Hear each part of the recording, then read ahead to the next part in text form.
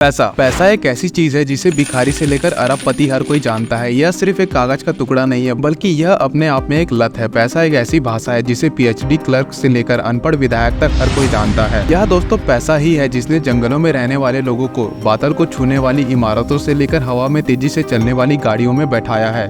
पैसा कागज का एक टुकड़ा है जिसकी अपने आप में कोई औकात नहीं है, लेकिन दोस्तों यह आपको अन्य चीजों का मूल्य बताता है। अब दोस्तों सवाल यह उठता है कि पैसे को इतनी ताकत कहां से मिली। आइए थोड़ा डिटेल में जानते हैं। हजारों सालों पहले तक इंसान लेन देन के लिए बार्टर सिस्टम का यूज करते थे, जहां दोस्तों एक चीज को खरीदने के लिए उसे दूसरी चीज देनी पड़ती थी। यानी कि दोस्तों किसी के पास चावल है और उसे शुगर चाहिए, तो उसे एक ऐसे इंसान को खोजना होगा जो शुगर बेचना चाहता हो और साथ ही दोस्तों उसे चावल की जरूरत हो। ऐसे कई प्रॉब्लम्स की वजह से लोगों ने कुछ अलग सोचा। लोगों ने उन सारी चीजों को पैसा बना दिया जिनको सबको काम आता था, और लोग पशु, अनाज, अल्कोहल, इन सभी चीजों के जरिए लोग व्यापार करने लगे। लेकिन दोस्तों इसमें एक समस्या थी। यह पता लगाना बहुत मुश्किल था कि जो मेरे पास सामान है उसकी सही कीमत क्या है। और दोस्तों कमोडिटी वक्त के साथ खराब भी हो जाया करती है। खरीदे गए जानवर मर जाते हैं और अनाज सड़ जाता। और दोस्तों इंसान को कुछ ऐसी चीज चाहिए जो यूनिवर्सल हो। और दोस्तों अब शुरुआत होती है सोने और चांदी से बने हुए सिक्कों की। लेकिन दोस्तों अब इस दो टांग वाले जीव को इसमें भी दिक्कत थी कि इन भारी सिक्कों को लेकर अलग अलग जगह जाना, और साथ ही दोस्तों चोरी का डर। तो दोस्तों कुछ सोनार और दूसरे लोगों ने मिलकर इसका एक रास्ता निकाला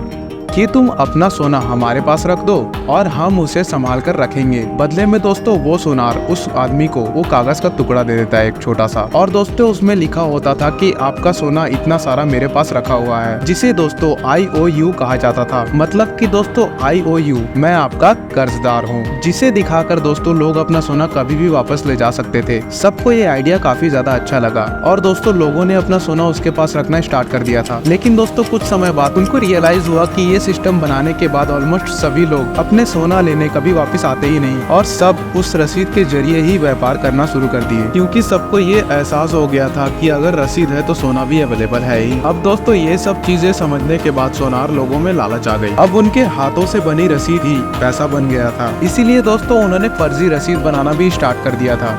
उनके पास तो सोना होता भी नहीं था, लेकिन फिर भी वो ज्यादा रसीदें छाप देते थे। और दोस्तों यहीं से स्टार्ट हुआ तो दुनिया का सबसे बड़ा लीगल स्कैम जो आज भी चल रहा है। वो सोना संभाल कर रखने वाली दुकान दुनिया की पहली बैंक थी, और वो रसीद दोस्तों दुनिया की सबसे पहली करेंसी, यानी कि एक नोट। अब दोस्तों मैं अगर आपसे पूछूं कि बैंक कैसे काम करता है, तो आपका ये जवाब होगा कि हम जो बैंक में पैसा डालते हैं उसी पैसे को बैंक दूसरे लोगों को लोन देने में यूज करती है, और दोस्तों उन पैसों पर कुछ इंटरेस्ट चार्ज करके बैंक अपना पैसा कमाता है। Simple right. अब दोस्तों इस एक्सप्लेनेशन के अकॉर्डिंग बैंक की ऑपरेशन कुछ ऐसी होगी, जैसे कि कल सुबह आप 1000 रुपए डिपॉजिट करने के लिए बैंक में चले गए। आपने 2 500 रुपए के नोट बैंक में जमा करवा दिए। अब इसके बाद बैंक क्या करेगी दोस्तों, अपने रूल के हिसाब से वो 10% रिजर्व में रखेगी उन पैसों का। बाकी का पैसा किसी और को लोन में दे देगी। और अगर दोस्तों यह बैंक लोन लेने वाले व्यक्ति से सालाना 12% का ब्याज वसूलती है, और दोस्तों आपको सालाना 4% का ब्याज देती है, तो दोस्तों जो 8% बच गया उनका मुनाफा होगा। तो दोस्तों इस बेसिक प्रिंसिपल पर दुनिया के सारे बैंक ऑपरेट करते हैं। लेकिन दोस्तों बैंक ऐसे ही पैसा नहीं कमाता। इसके पीछे बहुत ही बड़ा एक खेल है जिसके बारे में ज्यादातर लोग नहीं जानते। दोस्तों उससे कारोबार भी कर सकते हैं, और ऐसा कैसे होता है आइए समझते हैं। मान लीजिए आप बैंक जाते हैं और 1000 रुपए जमा करते हैं। बैंक नियम के मुताबिक 10% कैश रिजर्व रखता है और बाकी 900 रुपए किसी और को लोन पर दे देगा। लेकिन ध्यान से देखिए यहाँ क्या हुआ। अगर आप पैसे जमा करने के बाद अपना बैलेंस चेक करेंगे तो आपको वही 1000 रुपए दिखाई देंगे। और दोस्तों यहाँ जिस व्यक्ति ने लोन के लिए आवेदन किया था और बैंक ने उसे लोन दे दिया, अगर वह भी अपना बैलेंस चेक करेगा तो उसे 900 रुपए दिखाई देंगे। इसका मतलब दोस्तों आप दोनों के हाथों में 1000 रुपए और 900 रुपए की परचेसिंग पावर है, जबकि हकीकत में उस बैंक के पास सिर्फ 1000 रुपए ही कैश थे। यानी कि उस बैंक ने सिर्फ अपने कंप्यूटर पर कुछ नंबर टाइप करके बाजार में अतिरिक्त 900 रुपए की करेंसी बना दी, जो कि ऑब्वियसली दोस्तों वर्चुअल है, क्योंकि दोस्तों उसको कैश करने के लिए कोई कैश तो अवेलेबल ही नहीं है। और दोस्तों ये खेल सिर्फ यहीं पर खत्म नहीं होता,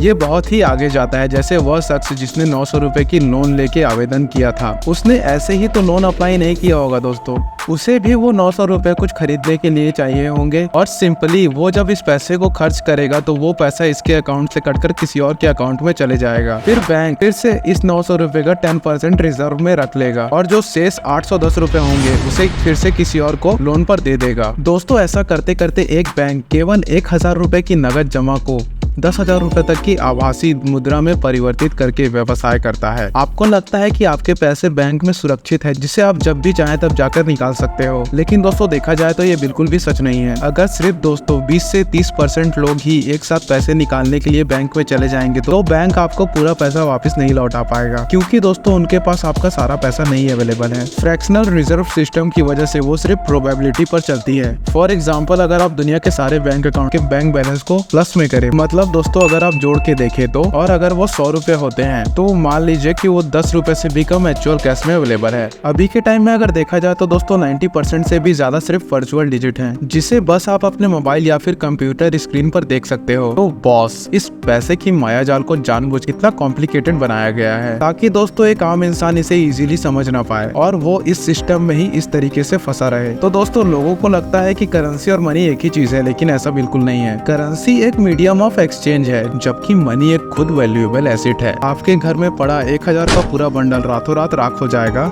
अगर दोस्तों गवर्नमेंट उसे नामंजूर कर दे उसी रात को, क्योंकि दोस्तों वो करेंसी है। लेकिन दोस्तों अगर आपके घर में पड़ा एक गोल्ड कॉइन है तो चाहे दुनिया की कोई भी गवर्नमेंट हो या कोई भी गवर्नमेंट कुछ भी बोल दे दुनिया की, उस सोने के सिक्के की वैल्यू उतनी ही रहेगी जितनी वो है।